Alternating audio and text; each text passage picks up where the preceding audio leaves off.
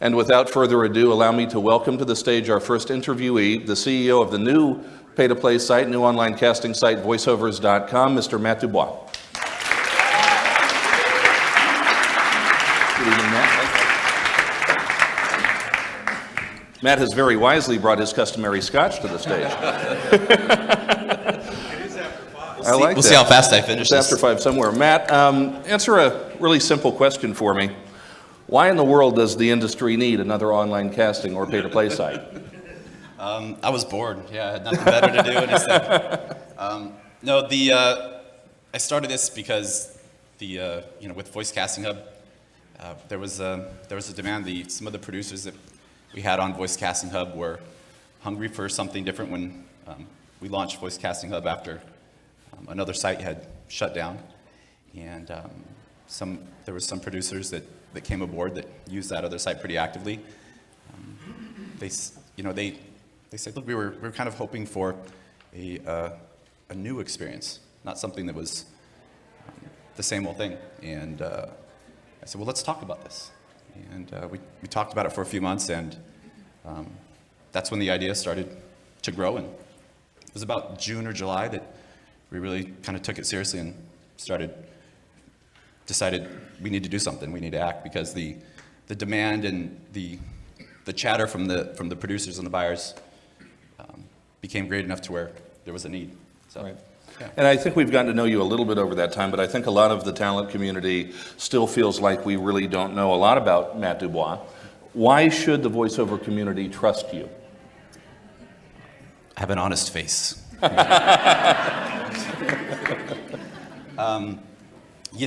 I've always been transparent. Haven't been in the community for long, but in the year and a half or so that I have been in the community, everything I've said has been true, and I followed through on my word on everything. While everybody doesn't always agree with everything I say, certainly nobody could say I wasn't keeping my word or being honest about it or transparent. If you listen to any of my webinars or chats or interviews on podcasts, I speak pretty frankly. I'm not a presenter, a public speaker. I'm a tech guy and a business guy, and I've had a fair amount of success in technology and in business and other ventures, and so I know what I'm talking about when it comes to that stuff, and I'm excited to continue to bring the knowledge and the experience I have from the outside and merge it into this world, and because I have a lot of passion for this industry because of Jules. Yeah. You've had a fairly remarkable amount of early buy-in on your site. How do you plan to attract enough buyer traffic to satisfy the demand of your membership base? Well, we have a multi-pronged sales and marketing approach. First and foremost, we have 2 full-time salespeople, and they're really excited because now they have 2 offerings that are complementary to each other.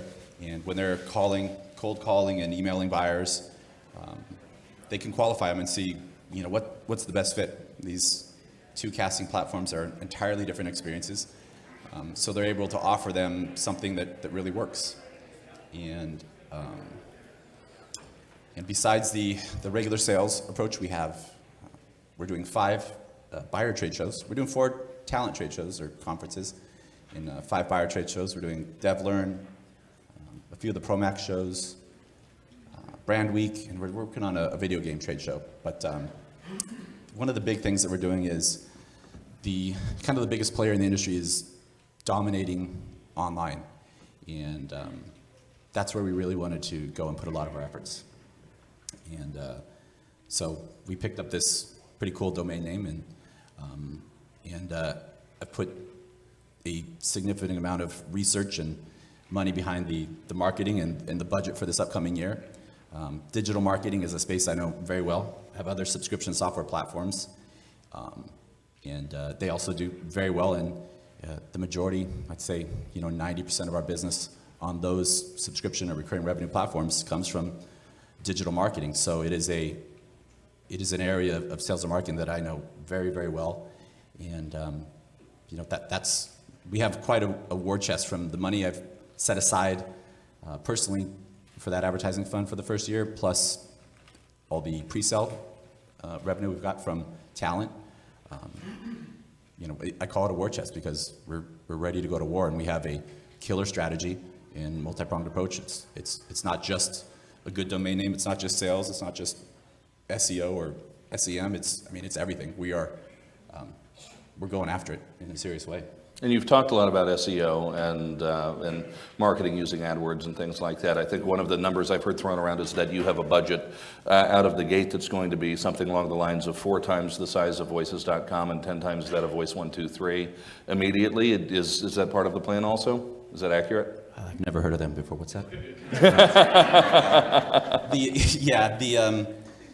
You go on the site. I'm pretty transparent about the numbers. We've set aside $250,000 in the first year for digital marketing alone. That excludes the trade shows.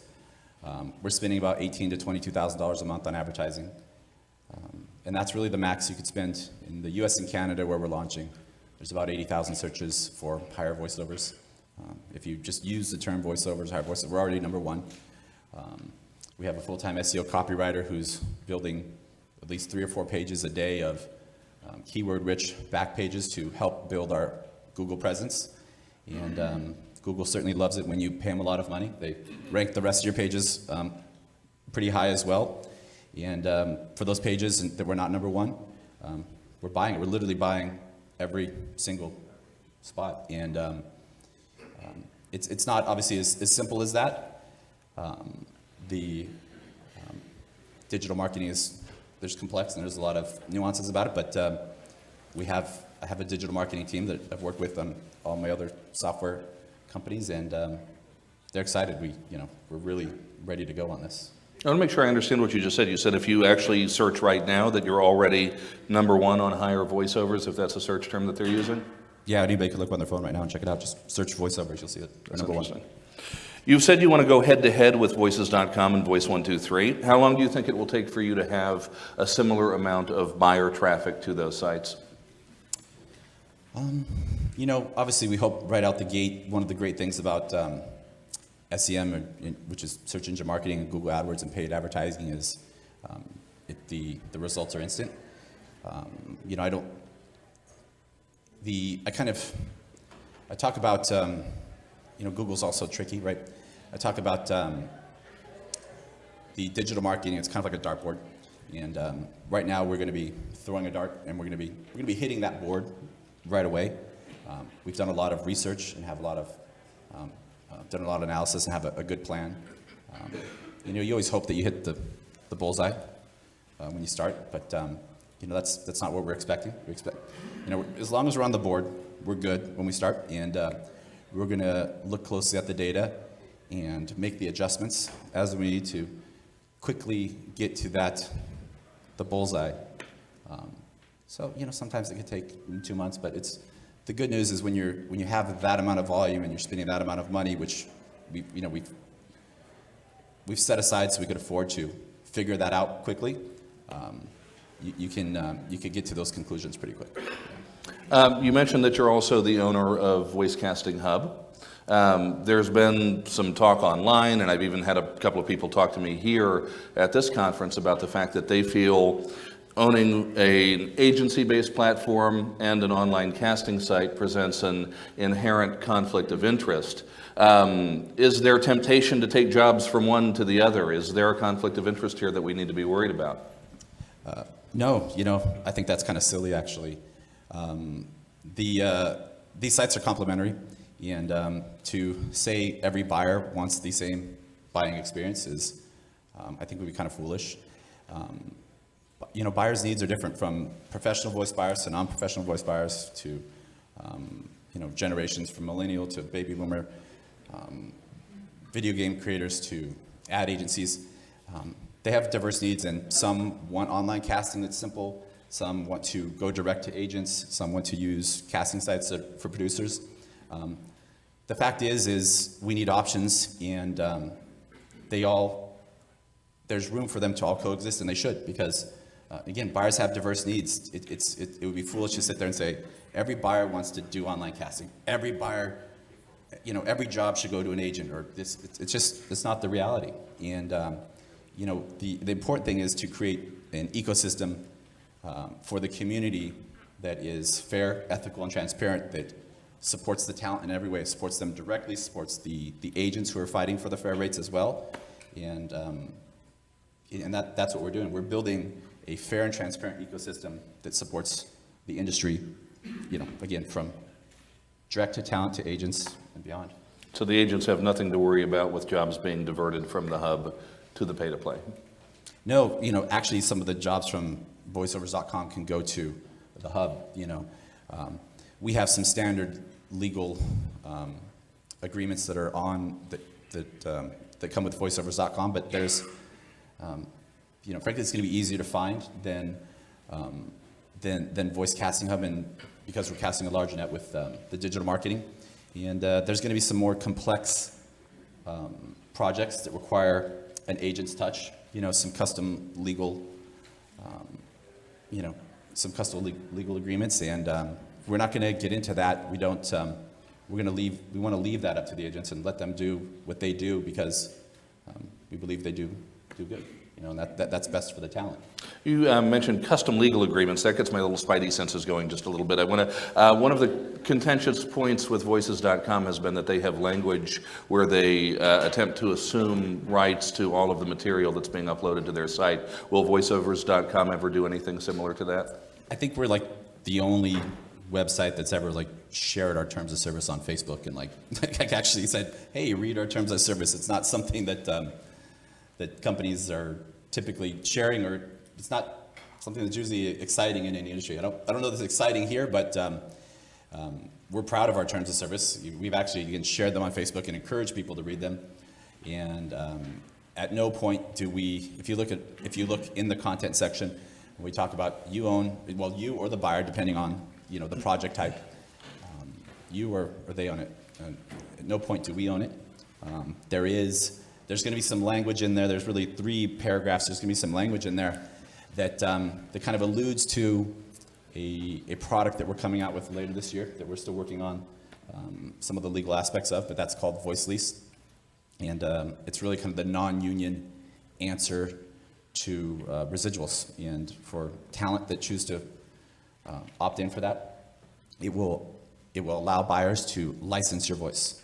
And this is a concept that buyers are used to in many other areas, like Adobe Photoshop, Microsoft Office. These are all software now that used to be $500, $2,000, and now people are used to paying for them on a monthly basis. So we're going to have a recurring billing system for people that want to license voices, and it will automatically bill their card every 6 months or a year.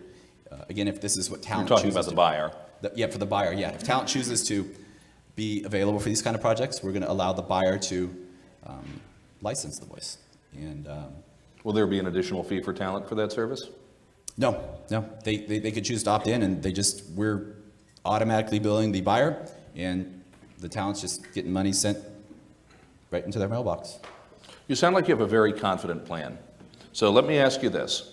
6 months down the road, your plan may succeed, and I think a lot of people would be very happy about that. Let's say it's underperforming. Let's say it's not going the way that you expect. Is there a plan B? Is there a fallback? What's the alternative if things don't go as quickly as you hope? No, they do. They always do. I mean, I win. I sound like an ass.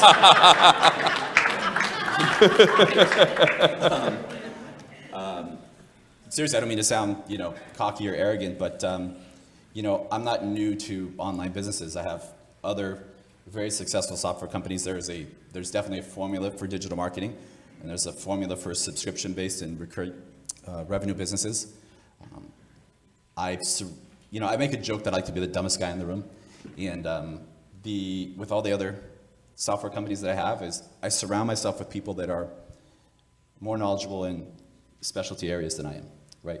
I pride myself in being able to build a good team that can share the vision that I have and execute that. And I rely on them. Excuse me. I rely on them for their expertise, because if I'm the best at everything at the company, then it can't scale larger than me, right? And so I don't ever try to tell myself or anybody else that I'm the smartest guy, I know better. I pride myself in being able to find those people that are and help give me the guidance to do it. And I have a track record of building very successful software companies. If you know anything about my hobbies, you would know that I'm all right. Okay. There will be no bidding on voiceovers.com, correct? Can you explain why that is? Yeah, I wanted, when I approached this, I looked at the problems in the industry, or I heard the problems in the industry, and rates was what was on the tip of the tongue of every talent and agent. And you simply can't go online and just complain. That doesn't solve anything. It may make you feel a little better before you go to bed, but it doesn't do anything. And I like to use, I may not be talented as an actor, or I'm good with numbers and I'm good with strategy, and I like to use technology to solve problems. And I think that's where I excel. And I was like, how can we proactively, what do we need to do? How can technology help with this rate issue? And AI. So we've branded something called Decipher VO. It's not a rate guide. The reason why we've branded it separately is it's an AI bot that can be applied to any rate guide. And we're trying to actually license it to SAG for free to help support SAG-AFTRA and the union. And but what this does is every buyer is different, right? So you can't have the same on online casting. You can't have the same long form for the non-professional small business owner, as the video game creator, as the ad agency. And when a buyer registers, this is when Decipher starts. It asks you, what's your name, what's your email address, and what best describes you? Are you a small business owner? Are you an ad agency? Are you a video game creator? And because they all use a little different language, right? And it's going to ask you a series of questions, usually 5 to 7 questions, and try to figure out what it is, the project you're working on, right?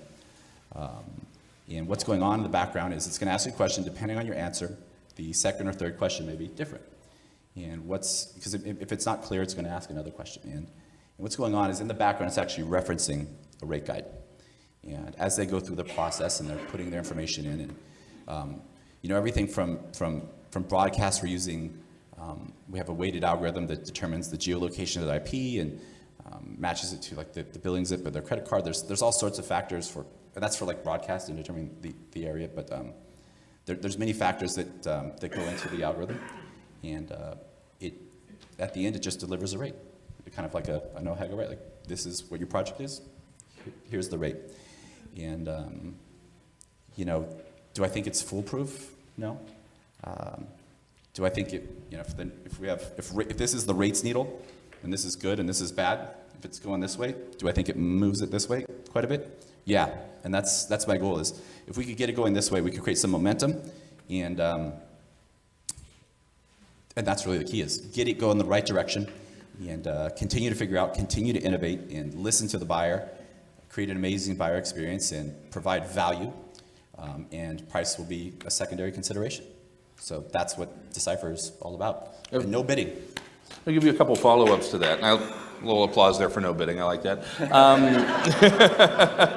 You have like 2 sips left. No, I'm just little follow-up on that, because I think this is important. So 2 points. First of all, if you've got an algorithm that's creating a price for a broadcast spot based upon an IP location and a credit card zip code, wouldn't it be relatively easy for somebody who's determined to fraudulently mask either of those? Yeah, everything is checked manually before it's approved. When you have any software platform or algorithm, there's always people that are trying to game it and figure it out. But nothing goes through automatically. There's always somebody who understands rates, that's putting an eye on the project before it goes out. And if it's wrong, they're looking for people to game. I mean,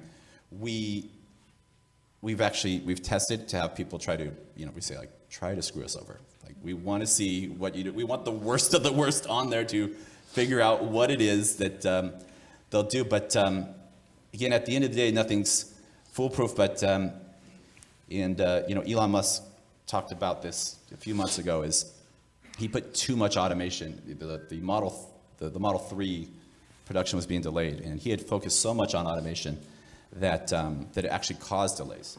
And at the end of the day, there's a balance. He actually put more human beings back on the line because they were able to,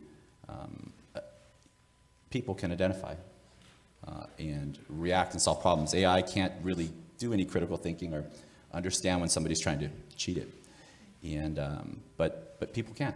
And so our goal isn't to remove people from the process. We're using AI to help automate some of the more basic functions to ease the workload of those that are experts and help get that project, more projects quicker and with less work to the talent. Even with the best intentions, eventually you're going to run into instances where the talent see the job and see the rate and say, that's not right. Mm-hmm. What do you do when the talent comes to you with that concern? The good thing is there's a lot of members here in the room, and I think they could vouch for this. Our phone number is posted on our site, which is not common on online casting. It's very easy to find. Our email address is out there. We have live chat inside the platform and outside the platform. We have a fully staffed support team, and we answer. We talk. I think, at the end of the day, if you could have an open dialogue, if people are willing to have an open dialogue, you can solve any problem. And that's really the best answer I could give is we're available if something's not working. I'm not available instantly, obviously, all the time, but I do have staff that are not only well trained, but they share the passion for what we're doing. And if somebody wants to talk to me, again, I know there's a handful of people in this room that could vouch for this, is you could work with them and they could get you on the schedule, and I do make time for people. And so there's somebody to listen, there's somebody to talk through and work it out, and even I make myself available as much as possible. And that's it. We can figure it out. We're not going out there saying like, you're welcome, shut up. It's it, that's so let's have open dialogue. Let's figure it out, right? And I think that's the best we can do. Voices.com in particular has taken a lot of flack for what has been described as double dipping, taking a membership fee and a cut of the client budget. How do you justify Voiceovers.com essentially doing the same thing? I love that question, actually. I've actually seen the online conversation for this kind of shift a lot since we've been talking about this. There's some casting sites out there that just charge a membership fee, and they make 100% of their revenue from membership, or they make that site makes a bulk of their revenue from membership, and they let anybody with a credit card come on. If I'm a casting site owner and I would like to make more money, I bring more members on. I'm incentivized to bring more members on. And theoretically then, what happens to the existing members is their booking ratios would go down, right? The more members you have, the less likely you are to book. And also the buyer experience suffers. So you can, buyer loyalty goes down. So what I decided to do was charge a lower membership fee, about half of what the kind of the standard is out there, and we use that to basically keep the lights on. Like that pays the rent, it pays for the support staff, development, hosting. I personally don't make $1 with the membership fees. I've set it up so our financial interests are aligned, and every gold member I've had this conversation with personally, but they know that we're either making no money together, a little money together, or a lot of money together. I personally don't make a dime unless projects are coming in the door and talent's booking it. And that first 18,000 goes to replenish the marketing fund. After that, it's my money. Personally, literally, and I'm very transparent. Somebody the other day asked, well, what if you make $1 million a year? What are you going to do? I'm like, well, we should all toast, because a bunch of people here are making 6 or 7 figures before me if that's what it came to, right? And at the end of the day, that's what it's all about. I'm incentivized to bring in work. If I want to make money off this, if I want to make good money, real money, I have to make sure that many talent are making really good money. They're getting high ROI, because we're limiting, not only have we lowered the price of membership, I'm limiting the membership. I've made sure that I'm not going to make anything unless I'm constantly bringing in buyers and constantly bringing in jobs. And I think that's important, because we're financial partners in this. And that's something I think is unique. And the commission is how much? 20%. And is there any other money coming out of the client's budget? Nope. Well, if you're processing a credit card, we do the credit card processing fee. If they're doing e-check, which is the default preference, nothing. We do that because we have a liability fund. Here's the important thing is, if a client does charge back, we pay you in 2 to 3 days. If the client charges back, with the credit card, they have up to 6 months to charge back. There's a rhinoceros apparently. Or that's the first sounding of the unicorn. Just wait until tomorrow.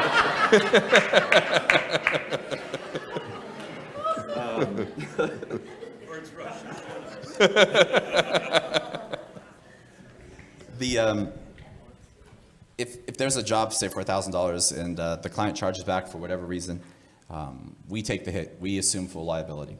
So we're not going to go back and pull that money out of your account. It's been pulled out of our account. We're not going to pull it out of your account. You're going to eat that. We're going to eat it, and we're going to fight the chargeback. I have actually a company in the credit card processing industry, so we actually know chargebacks very well. It's something that we don't want to have, but the good news is you do the work, you get paid. You don't have to worry about anything else. If the buyer's being a pain in the butt, we're dealing with them. And if there's payment issues, we're dealing with it.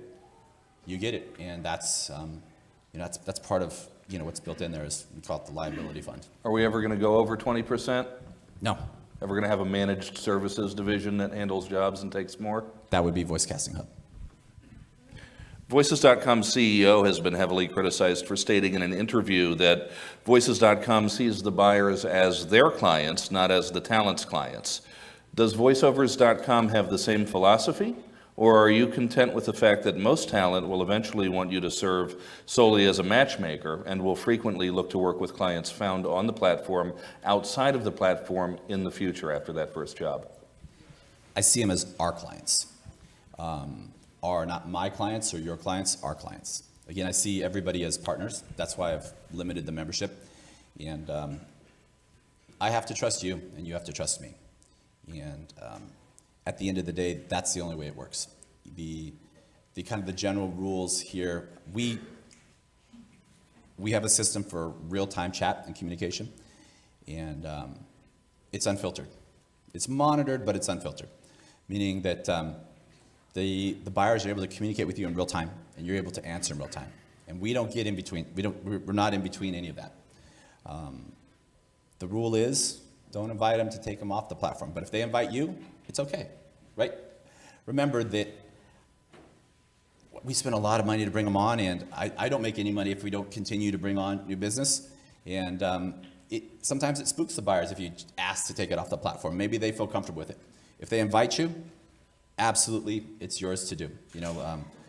We hope you get that, but we want to make sure that the buyer initiates that. We realize that everybody in this room is not just an actor, not just a great voice talent, that they're business people, and we support having multiple streams of revenue: agents, casting sites, and direct business. We want to help build the direct business. Actually, the Gold membership is all about helping build the direct business. But there's some rules, and it's really, I think it's common sense and like a mutual respect, right? Trust me, and I trust you, and because again, we're not getting in between your conversation, but respect us and the money we're putting into, and that to keep this going, that it requires a constant flow. So, Will you be restricting access to client contact information? Not if you've been awarded the, if a talent's been awarded the project, no. Okay. Yeah, you get that. Okay. But we won't see it if they simply post the job? No, you have minimal information. And that's at the request of the buyer, that's not us, because, so how it works is when a buyer posts, talent that are selected for this project are not able to initiate a real-time chat conversation with the client. But if the client initiates the conversation, like, hey, I'd like you to read, or can you reread this? Then you're able to respond. Everything requires the buyer initiation. Once they've initiated, then contact information is shared, and you're able to communicate in real time, either on the platform or however they choose. Again, our focus is making sure that the buyers are happy and we're doing what they want, because then they come back. And if they want to work with you directly in the future, go for it. Don't take existing project off the platform. I think that one goes without saying, but yeah. Voice 123 has been criticized by some for having a two-tiered system that heavily favors platinum talent who pay $5,000 or $6,000 a year over premium members paying $395 a year. Voiceovers has a fairly similar setup in terms of the way it looks between gold and your standard tier. Why, and will the outcome be similar with lower paying talent having highly limited access to jobs? I don't want to speak to anything that Voice 123 does. He's here. He's the other tall guy with the beard, though. I'll tell you how we've structured Gold and Pro is one of the things that we've done is I don't know entirely unique, but we've limited the roster, and it's not just with Gold; it's also with Pro. We've limited based on data we have from the hub to get an idea of what that roster makeup should be, and we've limited so we have an idea of how many of each type of voice category should be there, and we're limiting it based on the expected volume, and we're actually playing it extra safe at launch. But one of the things that I learned 2 years ago, I knew one voice actor, Jules. In the last year and a half doing Voice Casting Hub and going to conferences, being at VO Atlanta last year and WovoCon, and I've got to meet many more voice actors, and talking to them, you and others. What I thought was really cool and unique is, again, I'm not a actor or talented guy by any means. I'm a business guy. I'm good on a keyboard and behind a computer and a calculator, but not behind a microphone. But we're able to connect in a lot of ways. I have a lot of respect for the branding that you do and see, and many others here. I noticed that the difference with voice actors is from some of the other types of actors in the entertainment industry was. I saw them as business owners. They had a website, a logo. They were doing editing. They were doing directing. They destroyed perfectly good walk-in closets, or had a vocal booth, or have these microphones that I didn't even know cost over $5,000. And spent tens of thousands of dollars on equipment. Had these professional grade studios in their homes, and they're doing accounting and they're marketing. And they have multiple streams of revenue. They have agents, casting sites, direct business, demos, or coaching, all sorts of things. And these are full-fledged business owners, and they're not just actors. They're not just they're. I think that's almost would be an insult. These are great talent plus so much more. And we designed the site for the voiceover business owners, so it wasn't just another online cattle call casting site.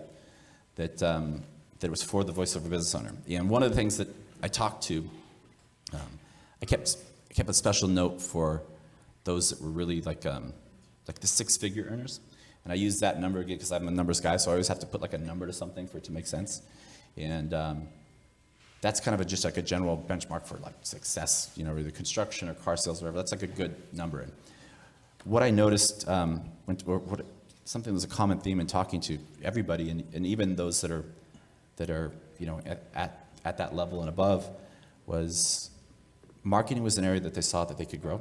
It is a marketing upgrade. We have basically a company within the company at our office that is a dedicated digital marketing company for 60 exclusive voiceover clients. And really that's what it's all about. Being able to share that public content on the site, and we're actually working on driving traffic to your website as well. So I think it's quite different than the other premium levels on other casting sites. Let's say that all goes. I might go off here. Let's say all goes according to plan, and in a few years you're sitting at the top of the online casting mountain with happy subscribers and high turnover. What's your end game? There's a lot of rumors going around. Let me have that. Thank you very much. Hello, check, check, check. We can swap there. There we go. Check, check, check, check, check, check. Okay. There have been a lot of rumors going around about billion-dollar private equity companies looking to get into the voiceover business and Dubaiize it. Amazon.com, players on that level wanting to take a big piece out of our business potentially. If things go well, are you ultimately hoping to sell voiceovers.com to such a buyer? Are you going to launch an IPO, or are you in this for the long haul? Test. I'm in it for the long haul. I see this as a lifestyle company and a portfolio company.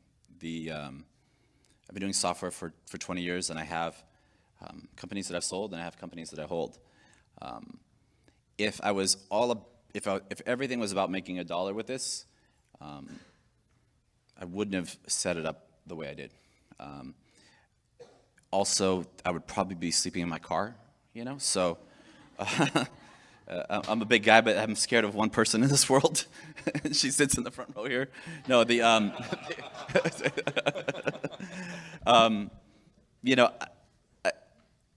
I got into this because I do have appreciation for the arts, and I'm fascinated with what she does and what she was doing, and we're opposites in many ways, and that's why we attract. And it was one of the few ways that a nerdy software guy like me can connect with a beautiful, talented woman like her. And why would I want to get rid of that? So no, I mean, I don't have any interest. I'm not trying to nickel and dime everybody. If I was, I'd take a different approach, and I could probably get away with it, honestly. But it's just not my style. I always had this thing. I'd rather make good money doing something good than great money screwing people over. And that's not just something I started saying. That's actually, you could look at other companies, and that's like a pattern that I've had. And I'll agree, like the other guy sitting on the stage, you are indeed a very lucky man. So, all right, your scotch is gone, so we'll end with a very simple question. Give us 30 seconds or less about why talent should consider a membership with voiceovers.com. Because we see you. We see you as a voiceover business owner. We see that you're more complex than just a great talent, and we see you as partners as well. And we're going to be fighting to, if you listen to anything I say, I'm always obsessed about buyer experience and buyer acquisition strategies. And I'm a business guy, so this isn't just for fun. I want to make a lot of money with this, and the only way I'm going to do that is by making all of you a lot of money first. And let's do it. Matt Dubois.